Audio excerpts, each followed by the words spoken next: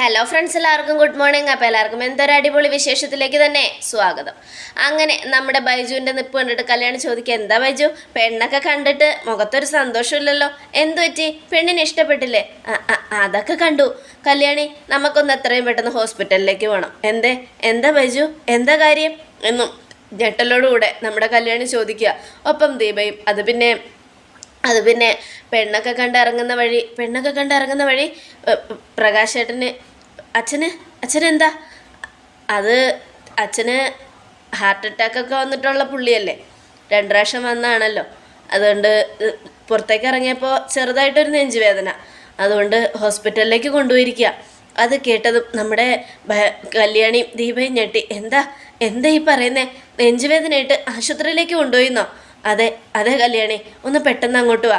കിരണളിയൻ പറഞ്ഞു കല്യാണിയും കൂട്ടി അങ്ങോട്ട് വരാൻ. ഈശ്വര, വേറെ കുഴപ്പമൊന്നുമില്ലല്ലോ ബൈജു? ഇല്ല, സാധാരണ നെഞ്ചുവേദനയല്ലേ, ഐസിയുല, ഒന്ന് വാ കല്യാണി എന്നും ഭയങ്കര പതർച്ചയോടെ ബൈജു പറയുക. അത് കേട്ടതും നമ്മുടെ ദീപ, വേറെ കുഴപ്പമൊന്നുമില്ലല്ലോ അല്ലേ ബൈജു? ഇല്ല ദീപേച്ചി ഇവിടെ ഇരുന്നോ, ഞാൻ കല്യാണിയും കൂട്ടി പോയിട്ട് വരാം. ശരി, എന്നാൽ ശരി, പോയിട്ട് വാ എന്നും പറഞ്ഞുകൊണ്ട് 2 പേരും കൂടെ പോവുക. അപ്പോൾ കാറിൽ കയറി ഇരുന്ന് കഴിഞ്ഞപ്പോൾ കല്യാണി, ഈശ്വര, അച്ഛനല്ലെങ്കിൽ തന്നെ 2 അറ്റാക്ക് വന്നതാ, ഇനി എന്തൊക്കെ പ്രശ്നം ഉണ്ടാവുമെന്ന് ആർക്കും അറിയില്ല, എനിക്കാണെങ്കിൽ പേടിയാവുന്നു ബൈജു. അപ്പോൾ ബൈജു നിന്ന് വേർക്കുക. അപ്പോൾ നമ്മുടെ കല്യാണി ചോദിക്കുക, എന്താ ബൈജു ഇങ്ങനെ വേർക്കുന്നത്? ബൈജുവിൻ്റെ മുഖം കണ്ടിട്ട് എനിക്ക് തോന്നുന്നുണ്ടല്ലോ അച്ഛന് അറ്റാക്ക് വന്നിട്ടില്ല, വേറെ എന്തോ സംഭവിച്ചിട്ടുണ്ട്. അച്ഛൻ എന്തെങ്കിലും പറ്റിയോ ബൈജു? കാര്യമായിട്ട് എന്തെങ്കിലും സംഭവിച്ചോ? അച്ഛൻ തന്നെയാണോ ഹോസ്പിറ്റലിൽ? അയ്യോ അതെ, അച്ഛൻ തന്നെയാണ് ഹോസ്പിറ്റലിൽ, ഞാൻ കാര്യമായിട്ടാണ് പറഞ്ഞത്. വാ കല്യാണി, നമുക്ക് അങ്ങോട്ട് പോവാം എന്നും പറഞ്ഞുകൊണ്ട് 2 പേരും കൂടെ കാറി കയറി അങ്ങ് പോവുക. ഈ സമയം നമ്മുടെ കിരണിനെയാണ് കാണിക്കുന്നത്. കിരണാണെങ്കിൽ ആകെ ടെൻഷൻ അടിച്ച് ഓപ്പറേഷൻ തിയേറ്ററിൻ്റെ മുന്നിലൂടെ അങ്ങോട്ടും ഇങ്ങോട്ടൊക്കെ നടക്കുക. ഒരു രക്ഷയുമില്ല, എന്ത് ചെയ്യണമെന്ന് ഓർത്തിട്ട് ഒരു പിടിയില്ല. ഈശ്വര, എനിക്കാണെങ്കിൽ പേടിയായിട്ട് പാടില്ല, അച്ഛൻ തിരിച്ചു വന്നാൽ മതിയായിരുന്നു ജീവിതത്തിലേക്ക് എന്നൊക്കെ പറഞ്ഞുകൊണ്ടിരിക്കുക.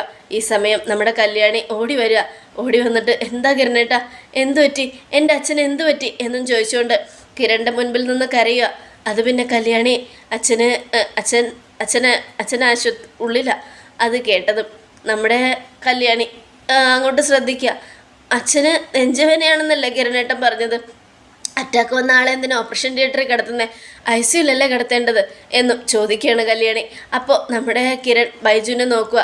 അത് പിന്നെ അച്ഛനെ ഇങ്ങോട്ട് കൊണ്ടുവന്നത് എന്താന്ന് വെച്ചാൽ, നിങ്ങളൊക്കെ എന്താ എവിടെയും തുമ്പുമില്ലാതെ സംസാരിക്കുന്നേ, എന്തെങ്കിലും ഒന്ന് തെളിച്ച് പറ എന്നും കല്യാണി എന്ന് കരഞ്ഞുകൊണ്ട് ചോദിക്കുക. അത് പിന്നെ കല്യാണി, ബൈജു നിന്നെ ഇങ്ങോട്ട് കൂട്ടിക്കൊണ്ട് വരാൻ വേണ്ടി ഒരു കള്ളം പറഞ്ഞതാ, അച്ഛനെ കുത്തിയതാ. ആരാ കിരണേട്ടാ, ആരാ അങ്ങനെ ചെയ്തത് എന്നും ചോദിച്ചുകൊണ്ട് നമ്മുടെ കല്യാണി കിരണിൻ്റെ ഷർട്ടിന് കുത്തി പിടിക്കുക. അത് കേട്ടതും നമ്മുടെ കല്യാണി കരഞ്ഞുകൊണ്ട് ചോദിക്കുന്നത് കേട്ട് കിരൺ പറയുക അവിടെ നടന്ന സംഭവങ്ങളൊക്കെ. സ്റ്റെഫിയെ പെണ്ണ് കണ്ടുകൊണ്ട് ഇറങ്ങിയിരുന്ന സമയത്ത് ഒരു ഗുണ്ട അവിടെ മറിഞ്ഞു നിൽക്കുന്നുണ്ടായിരുന്നു. കാറിലേക്ക് കയറാൻ പോയ എന്നെ ഓടി വന്ന് കുത്താൻ വന്ന് എന്നെ തള്ളി മാറ്റി അവൻ്റെ മുൻപിലേക്ക് മനഃപൂർവ്വം എടുത്ത് ചാടുമായിരുന്നു കല്യാണി നിൻ്റെ അച്ഛൻ. ആ മനുഷ്യൻ്റെ മനസ്സ് മുഴുവനും സ്നേഹമായിരുന്നു. നമ്മൾ ജീവിക്കാൻ വേണ്ടി മരിക്കാനും ആകുമെന്ന് അദ്ദേഹം പറഞ്ഞത് സത്യമായിരുന്നു കല്യാണി. പക്ഷെ അതൊന്നും ഞാൻ വിശ്വസിച്ചില്ല. അതൊക്കെ അങ്ങേരുടെ വെറും വാക്കാണെന്ന് ഞാൻ കരുതിയത്. ഇതിപ്പോൾ എല്ലാം സത്യമായിരുന്നു കല്യാണി. ഇന്നിപ്പോൾ എനിക്കറിയില്ല എന്ത് ചെയ്യണമെന്ന്. ഞാൻ ആകെ തകർന്നു നിൽക്കുക. അന്ന് സ്റ്റെഫിയും ആയിട്ടുള്ള ആ പ്രോപ്പർട്ടി കാണാൻ പോയ സമയത്താണ് വിക്രമും അവൻ്റെ കൂട്ടാളികളും എന്നെയും കാർത്തിക ചേച്ചി ആക്രമിക്കാൻ വന്നത്. ഇന്ന് സ്റ്റെഫിയുടെ വീട്ടിൽ വെച്ച് തന്നെ ഇങ്ങനൊരു പ്രശ്നം ഉണ്ടായി. അപ്പോൾ നമ്മൾ സംശയിക്കേണ്ട കിരണേട്ടാ, ആ സ്റ്റെഫി അവള് മനഃപൂർവ്വം നമ്മളെ കൊടുക്കാൻ വേണ്ടി വന്നവളാണോ? അവൾക്ക് വിക്രമും ഗംഗാപ്രസാദും ഒക്കെ ആയിട്ട് എന്തെങ്കിലും പരിചയം ഉണ്ടാവുമോ? എടാ ബൈജു, നിന്നോട് ഞാൻ പറഞ്ഞതല്ലേ കാര്യങ്ങളൊക്കെ നന്നായിട്ട് അന്വേഷിച്ചിട്ട് മതി ഈ പെണ്ണ് കാണലെന്ന്. ഇപ്പം എന്തായി? അവളെയും പ്രതിയാക്കുവാണോ അളിയാ? എടാ അല്ലടാ, പക്ഷേ നടന്ന സാഹചര്യവും ഉണ്ടായ കാര്യങ്ങളൊക്കെ വെച്ച് നോക്കുമ്പോൾ സ്റ്റെഫിയെയും സംശയിക്കണം. അവൾ നിന്നെ സ്നേഹിച്ചത് എന്തിനാണെന്ന് നമ്മളൊന്ന് ചിന്തിക്കണം. ഇത് അവളുടെ ട്രാപ്പായിരുന്നു എന്നും നമ്മളൊന്ന് നോക്കണം. എല്ലാം കൂടെ വെച്ച് നോക്കുമ്പോൾ ഇത് അവളുടെ ട്രാപ്പ് തന്നെയാണെന്നാണ് എൻ്റെ മനസ്സ് പറയുന്നത്. അതെ, അങ്ങനെയാണെങ്കിൽ ബൈജു ഇനി അവളോട് സംസാരിക്കുന്നതൊക്കെ വളരെ സൂക്ഷിച്ച് വേണം. മനസ്സിലായോ? മനസ്സിലായി കല്യാണി. ഞാനിനി എടിപിടിയെന്നൊന്നും അവളോട് സംസാരിക്കില്ല, എനിക്കെല്ലാം മനസ്സിലാവുന്നുണ്ട് എന്നൊക്കെ പറഞ്ഞുകൊണ്ട് ബൈജു ഇങ്ങനെ ആകെ ഇതായിട്ട് നിൽക്കുക. അപ്പോഴേക്കും ഡോക്ടർ വരിക. ഡോക്ടർ വന്നതും, എന്തായി ഡോക്ടറെ? എന്തായി കാര്യങ്ങളൊക്കെ? കാര്യം കുറച്ച് ക്രിട്ടിക്കലാ. കരളിൽ ആഴത്തിൽ കുത്തേറ്റിട്ടുണ്ട്. കരള് കട്ടായിപ്പോയി. അത് കേട്ടതും നമ്മുടെ കല്യാണിയും കിരണും ഞെട്ടി. ഡോക്ടറെ, എൻ്റെ അച്ഛനെ രക്ഷിക്കാൻ പറ്റുമോ? അതിന് വലിയ വാക്കൊന്നും ഞാൻ പറയില്ല. കാര്യം എന്താണെങ്കിലും നിങ്ങൾക്ക് പ്രതീക്ഷകൾ നൽകിയിട്ട് ഞാൻ പേടിച്ചിരുന്നിട്ട് കാര്യമില്ലല്ലോ. ഞങ്ങൾ ഡോക്ടർമാരാ. എന്താ സംഭവിക്കുന്നതെന്ന് അങ്ങ് ഓപ്പണായിട്ട് പറഞ്ഞാലല്ലേ കാര്യങ്ങൾ എന്തെങ്കിലുമൊക്കെ ചെയ്ത് ഇതാക്കാൻ പറ്റുള്ളൂ. ഒരു കാര്യം ഞാൻ പറയാം, കരൾ പൂർണ്ണമായും തകർന്നതുകൊണ്ട് 2 അറ്റാക്കൊക്കെ വന്നതുകൊണ്ട് എന്തായാലും വെന്റിലേറ്ററിൻ്റെ സഹായത്തോടെയാണ് അദ്ദേഹം ഇപ്പോൾ ജീവിച്ചിരിക്കുന്നത്. ബ്ലഡ് അറേഞ്ച് ചെയ്യണം, പിന്നെ എത്രയും പെട്ടെന്ന് ഒരു മേജർ സർജറി വേണ്ടി വരും. എല്ലാം കൂടെ ആകുമ്പോഴത്തേക്കും അദ്ദേഹത്തിൻ്റെ ശരീരം താങ്ങുമെന്നറിയില്ല. എന്നാലും ഇതൊക്കെ ചെയ്താലും ഇത്തിരി ശതമാനമേ ഉറപ്പ് തരാൻ പറ്റും. അദ്ദേഹം ജീവിതത്തിലേക്ക് തിരിച്ചു വരുമോ ഇല്ലെങ്കിൽ എന്തെങ്കിലും സംഭവിക്കുമോ എന്നൊക്കെ. അത് കേട്ടതും നമ്മുടെ കല്യാണി ആകെ പേടിച്ച് കരയുക. ഡോക്ടറെ, എന്തായാലും എൻ്റെ അച്ഛനെ രക്ഷിക്കണം, എങ്ങനെയെങ്കിലും രക്ഷിക്കണം ഡോക്ടറെ. ഞങ്ങൾക്ക് ചെയ്യാനല്ലേ പറ്റൂ. ഇനിയെല്ലാം ദൈവത്തിൻ്റെ കയ്യിലാണ്. മുകളിലുള്ള ആൾ എന്തായാലും വെച്ചാൽ തീരുമാനിക്കട്ടെ, ഞങ്ങളെന്ത് പറയാനാ എന്നൊക്കെ പറഞ്ഞുകൊണ്ട് ഡോക്ടർ അങ്ങ് പോവുക. ഇനിയിപ്പോൾ എന്ത് ചെയ്യും? കല്യാണി, നിൻ്റെ അച്ഛൻ മാറിയെന്ന് പറഞ്ഞത് സത്യമായിരുന്നു. നിൻ്റെ അച്ഛൻ മാറിയായിരുന്നു, ആത്മാർത്ഥമായിട്ട് മാറിയായിരുന്നു. പക്ഷേ നമ്മൾ ആരും അത് മനസ്സിലാക്കിയില്ല. ആ അച്ഛനെ വിശ്വസിച്ചില്ല. സത്യം പറഞ്ഞാൽ അയാൾ പറയുന്നത് മുഴുവനും നുണയാണെന്നാണ് ഞാൻ കരുതിയത്. നമ്മളെ വിശ്വസിപ്പിക്കാൻ വേണ്ടി പറയുകയാണെന്നാണ് ഞാൻ കരുതിയത്. നീ പലപ്പോഴും പറഞ്ഞു നിൻ്റെ അച്ഛൻ മാറിയെന്ന്. എന്നാൽ അതൊന്നും എനിക്ക് വിശ്വസിക്കാനായില്ല കല്യാണി. എന്നാൽ ഇപ്പം ഞാൻ വിശ്വസിച്ചപ്പോൾ അദ്ദേഹം ഇല്ലല്ലോ.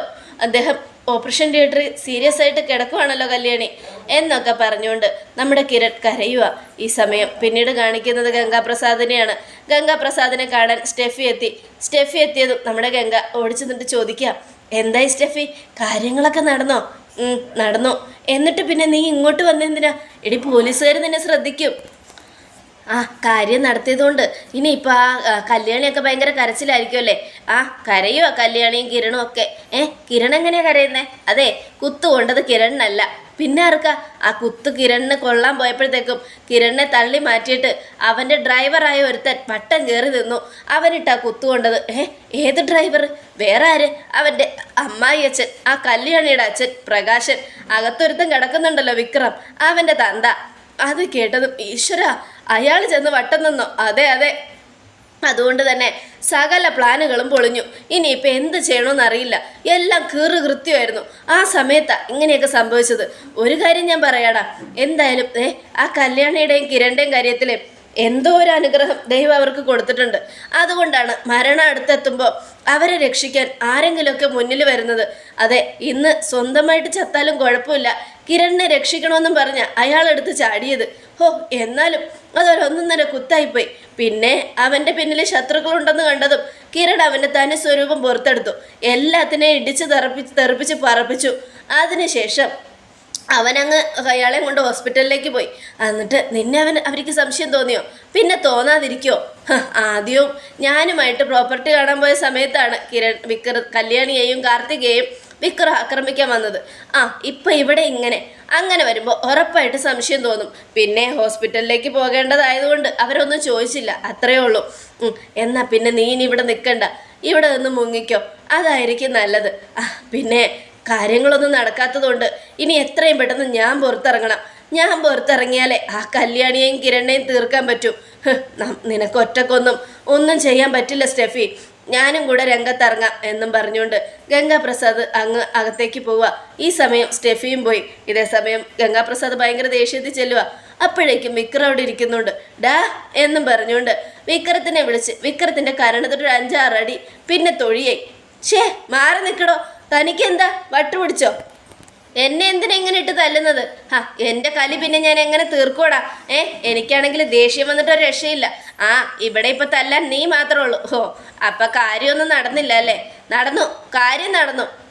കുത്തും കിട്ടി, ആള് ഹോസ്പിറ്റലിലുമായി. പിന്നെ എന്തിനാ ഇത്ര ദേഷ്യം? സന്തോഷിക്കല്ലേ വേണ്ടത് എന്നും വിക്രം ചോദിക്കുക. അത് കേട്ടതും അതിന് കുത്ത് കിട്ടേണ്ടവനല്ല കിട്ടിയത്, പിന്നെ എങ്ങനെയാടാ സന്തോഷിക്കുന്നത്? ആർക്കാ കുത്ത് കിട്ടിയത്? കുത്ത് കിട്ടിയത് നിന്റെ തന്തയ്ക്കാ, ആ പ്രകാശന്. അയാൾക്കോ? അയാളെ കുത്തിയോ? അയാളെ കുത്തിയതല്ല, കിരണിനെ കുത്താൻ പോയപ്പോൾ അയാൾ ചെന്ന് വട്ടം ചാടിയതാ. വട്ടം ചാടിയപ്പോഴത്തേക്കും ആ കുത്ത് മുഴുവനും അയാൾക്കിട്ട് കൊണ്ടു. നല്ല ആഴത്തിൽ കുത്ത്. പിന്നെ അറിയാലോ, 4-5 പേര് ഒരു കിരണിന് നല്ല എതിർത്ത് നിൽക്കാനുള്ള ശക്തിയുണ്ട്. ആ ശക്തി കൊണ്ട് അവിടെ ഉണ്ടായിരുന്ന ഗുണ്ടകളെയൊക്കെ ഇടിച്ചു തെറിപ്പിച്ചിട്ടു. എന്നിട്ട് അയാൾ ചത്തോ? അയാൾ ചാകേണ്ടതായിരുന്നു. എൻ്റെ മുഖം പോലും ഓർക്കാതെ എൻ്റെ ശത്രുക്കളായവരുടെ കൂടെ നിന്നവൻ ചാകണമായിരുന്നു. അയാൾ ചത്തില്ല അല്ലേ എന്നും വിക്രം ഗംഗാപ്രസാദിനോട് ചോദിക്കുക. ഇത് കേട്ടതും ഇല്ല, അയാൾ ചത്തോന്നൊന്നും അറിയില്ല, പക്ഷെ കുത്ത് കിട്ടിയപ്പോൾ ഹോസ്പിറ്റലിലാന്ന് മാത്രം അറിയാം. എല്ലാ പ്ലാനുകളും കൃത്യമാകുമ്പോഴത്തേക്കും ഇങ്ങനെ എന്തെങ്കിലുമൊക്കെ ഒരെണ്ണം വരും. വല്ലാത്തൊരു കഷ്ടമായത്. ഞാനാകെ കലി കയറി നിൽക്കുക.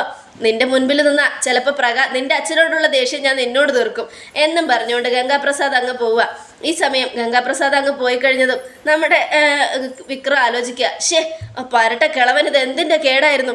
അയാൾ വട്ടം ചാടിയില്ലായിരുന്നെങ്കിൽ ഇന്ന് ആ കിരൺ തീർന്നാന്ന് തന്നെ ഇരുന്നു എന്നൊക്കെ പറഞ്ഞുകൊണ്ട് നമ്മുടെ വിക്രം ഇങ്ങനെ നിൽക്കുക. ഈ സമയം പിന്നീട് കാണിക്കുന്നത് നമ്മുടെ ഡോക്ടറെയാണ്. ഡോക്ടറിൻ്റെ അടുത്ത് കല്യാണിയും കിരണും പോയിരിക്കുക.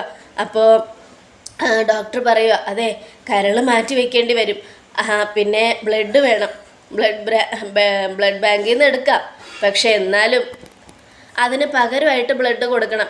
ഡോക്ടർ, എൻ്റെയും അച്ഛൻ്റെയും ഗ്രൂപ്പ് ഒന്നാ, എൻ്റെ അച്ഛന് ഞാൻ തന്നെ ബ്ലഡ് കൊടുത്തോളാം ഡോക്ടർ. എന്നാൽ പിന്നെ കുഴപ്പമില്ല, കൊടുത്തോ, അതിന് പ്രശ്നമൊന്നുമില്ല. പിന്നെ കരൾ മാറ്റി വയ്ക്കണമെന്ന് ഞാൻ പറഞ്ഞത് 1% മാത്രമേ ചാൻസ് കാണാനുള്ളൂ. അതുകൊണ്ട് മാറ്റി വെച്ചാലും വെച്ചില്ലെങ്കിലും ചിലപ്പോൾ ഒരേ പ്രശ്നം തന്നെ ഉണ്ടാവും. എന്തായാലും അങ്ങേര് ജീവിക്കുന്നത് ഇപ്പോൾ വെന്റിലേറ്ററിൻ്റെ സഹായത്തോടെയാണ്. ഒരു മേജർ സർജറി വേണ്ടി വരുമെന്ന് ഞാൻ പറഞ്ഞല്ലോ. അതുകൊണ്ട് തന്നെ സൂക്ഷിക്കേണ്ടത് ഇതാണ്. പിന്നെ ഞങ്ങൾ അയാൾ മരിക്കും എന്നുള്ളൊരു 100% വിശ്വാസത്തിൽ. ഡോക്ടർ, അങ്ങനെയൊന്നും പറയല്ല ഡോക്ടറെ. എൻ്റെ അച്ഛൻ ജീവിതത്തിലേക്ക് തിരിച്ചു വരും, എന്തെങ്കിലും ഒരു ചാൻസ് ഉണ്ടാവും, എൻ്റെ അച്ഛനെ രക്ഷിക്കണം ഡോക്ടറെ എന്നൊക്കെ പറഞ്ഞുകൊണ്ട് നമ്മുടെ കല്യാണി കരയുക. അത് കേട്ടതും ഞങ്ങൾക്കറിയാം കല്യാണി, പക്ഷെ എന്ത് ചെയ്യാനാ, ഞാൻ പറഞ്ഞില്ലേ ഇത്തിരിയെങ്കിലും ചാൻസ് ഉണ്ടായിരുന്നെങ്കിൽ നമുക്ക് എന്തെങ്കിലും ചെയ്യായിരുന്നു. കരൾ പൂർണ്ണമായിട്ടും തകർന്നു പോയതുകൊണ്ട്, കുത്തേറ്റിട്ടുള്ളത് കൊണ്ട്, നല്ല ആഴത്തിൽ മുറിവേറ്റിട്ടുള്ളത് കൊണ്ട് ഇനിയിപ്പോൾ കൂടുതലായിട്ടൊന്നും ചെയ്തിട്ട് കാര്യമില്ല കല്യാണി. എന്തായാലും ഞാൻ പറഞ്ഞല്ലോ, എത്രയും പെട്ടെന്ന് കാര്യങ്ങളൊക്കെ ഏർപ്പാടാക്കണം. സിസ്റ്റർ വന്ന് വിളിക്കുമ്പോൾ ബ്ലഡ് ബാങ്കിലേക്ക് പോയിക്കോ, ഇല്ലെങ്കിൽ ബ്ലഡ് എടുക്കാൻ അങ്ങോട്ട് പോയാൽ മതി, പെട്ടെന്ന് തന്നെ ആയിരിക്കണം കാര്യങ്ങൾ. ശരി ഡോക്ടറെ എന്നും പറഞ്ഞുകൊണ്ട് കിരണും കല്യാണം അങ്ങ് പോവുക. ഇനിയിപ്പോൾ എന്തെയും കിരണേട്ടാ, ഞാൻ അച്ഛന് ബ്ലഡ് കൊടുത്തോളാം, കരൾ കൊടുക്കേണ്ടി വന്നാലും ഞാൻ കൊടുത്തോളാം, എനിക്കതിലൊരു ബുദ്ധിമുട്ടുമില്ല. നമുക്ക് ജീവൻ തന്ന് രക്ഷിച്ച നമ്മുടെ അച്ഛനെ ഞങ്ങൾ രക്ഷിക്കണ്ടേ കിരണേട്ട എന്ന് പറയാ. രക്ഷിക്കണം കല്യാണി, രക്ഷിക്കണം. എന്ത് വില കൊടുത്തും, സ്വന്തം ജീവൻ കൊടുത്ത് എന്നെ രക്ഷിച്ച നിന്റെ അച്ഛനെ എന്ത് വില കൊടുത്തും നമ്മൾ രക്ഷിക്കണം കല്യാണി. അദ്ദേഹത്തിൻ്റെ ജീവിതത്തിലേക്ക് തിരിച്ചു കൊണ്ടുവരണം. അദ്ദേഹം ആഗ്രഹിച്ചത്ര സ്നേഹം അദ്ദേഹത്തിന് കൊടുക്കണം. അല്ല കല്യാണി, കാർത്തികയെ വിവരം അറിയിക്കണ്ടേ? അത് പിന്നെ ചേച്ചി അറിഞ്ഞ വിഷമിക്കുമല്ലോ എന്ന് കരുതിയിട്ടാ കിരണേട്ട ഞാൻ പറയാതിരുന്നത്. വിഷമിച്ചാലും ഇല്ലെങ്കിലും കാര്യം പറയണമല്ലോ. നിൻ്റെ അച്ഛനിപ്പോൾ ക്രിട്ടിക്കലാ. അത് കേട്ടതും ബൈജു ഒന്ന് വിളിച്ച് പറ ബൈജു. അപ്പോൾ ബൈജു കാർത്തികയെ വിളിക്കുക. ബൈജു ചേച്ചി ഒന്ന് ഹോസ്പിറ്റൽ വരെ വരാവോ? എന്താ ബൈജു, എന്താ കാര്യം? അതൊക്കെ വന്നിട്ട് പറയാം. ഇവിടെ അത്യാവശ്യമായിട്ട് എന്നെ ഹോസ്പിറ്റലിലേക്ക് ഓപ്പറേഷൻ തിയേറ്ററിൻ്റെ അങ്ങോട്ട് വാ ചേച്ചി, വന്നിട്ടെല്ലാം പറയാം ചേച്ചി.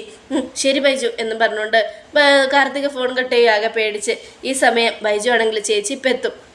എന്തായാലും നിൻ്റെ ചേച്ചിയെയും നിന്നെയും ഒക്കെ നിൻ്റെ അച്ഛനിപ്പോൾ ഒരുപാട് സ്നേഹിക്കുന്നുണ്ട്. ഞങ്ങളുടെ അമ്മമാരെയും അങ്ങനെ തന്നെയാണ് കിരണേട്ടാ. പക്ഷെ ഞങ്ങളുടെ അമ്മമാർ അച്ഛനെ മനസ്സിലാക്കുന്നില്ല. എല്ലാം കൊണ്ടും വലിയ സങ്കടം അച്ഛൻ്റെ കാര്യം. പാവം അച്ഛൻ ഇനി ഇതൊക്കെ എവിടെ ചെന്ന് ഇതാക്കുമെന്ന് അറിയില്ല. എല്ലാവരോടും കാര്യങ്ങൾ പറയണം, എല്ലാവരും സത്യം തിരിച്ചറിയണം, എന്നാൽ മാത്രമേ എല്ലാം നടക്കൂ. ആരും മനസ്സിലാക്കുന്നില്ലല്ലോ കിരണേട്ട എൻ്റെ അച്ഛനെ. എല്ലാവരും മനസ്സിലാക്കിയിരുന്നെങ്കിൽ എനിക്കിനി ഒന്നുമില്ല. എല്ലാവരും എൻ്റെ അച്ഛനെ മനസ്സിലാക്കിയിരുന്നെങ്കിലോ. എല്ലാവരും സ്നേഹിക്കേണ്ട സമയമായി, എന്നിട്ടും ആരും സ്നേഹിക്കുന്നില്ല. എനിക്കറിയില്ല. അപ്പോഴേക്ക് സിസ്റ്റർ വന്നു. അതെ ബാ ബ്ലഡ് എടുക്കാം എന്നും പറഞ്ഞുകൊണ്ട് കല്യാണിയെ വിളിച്ചുകൊണ്ട് പോവുക. ഈ സമയം കിരൺ, ഈശ്വര നമ്മളെയൊക്കെ ഒരുപാട് സ്നേഹിച്ചതാ, ഇനിയിപ്പോൾ നമ്മൾ വേണം അദ്ദേഹത്തിന് വേണ്ടി പ്രാർത്ഥിക്കാൻ എന്നും പറഞ്ഞുകൊണ്ട് കിരൺ, അളിയ ഭാഗ്യം കെട്ടവൻ കൂടെ വരുമെന്നും ശകുനപ്പിഴ കൂടെ വന്നു എന്നൊക്കെ നമ്മൾ പറഞ്ഞില്ലേ. ഇന്ന് കിരണേട്ടന് ആപത്ത് സംഭവിച്ചപ്പോൾ ആ ശകുനപ്പിഴ ഇല്ലായിരുന്നെങ്കിൽ കിരണളിയൻ്റെ സ്ഥാനത്ത് പ്രകാശേട്ടൻ്റെ സ്ഥാനത്ത് കിരണളിയൻ കിടക്കില്ലായിരുന്നോ? അത് ശരിയാടാ ബൈജു. സത്യം പറഞ്ഞ എന്തൊക്കെ പറഞ്ഞ അച്ഛനെ വേദനിപ്പിച്ചത്. തിരിച്ചു വരികയാണെങ്കിൽ അതിനൊക്കെ ഡബിൾ മടങ്ങായിട്ടുള്ള സ്നേഹം നമ്മൾ കൊടുക്കണം എന്നും പറഞ്ഞുകൊണ്ട് ഇങ്ങനെ നിൽക്കുവാണ്. അപ്പോഴേക്കും കല്യാണിയുടെ ബ്ലഡ് എടുക്കുന്നതാണ് കാണിക്കുന്നത്. ബ്ലഡ് കയറിക്കൊണ്ടിരിക്കുമ്പോഴെല്ലാം കല്യാണി ചങ്ക് പൊട്ടി കരയുകയാണ്. അതോടുകൂടി എപ്പിസോഡ് അവസാനിക്കുകയാണ്. നാളത്തെ ഒരു തകർപ്പൻ വിശേഷത്തിനായിട്ട് കാത്തിരിക്കുക. എല്ലാവർക്കും ഒരിക്കൽ കൂടെ നല്ലൊരു ശുഭദിനം തന്നെ ആയിക്കോട്ടെ.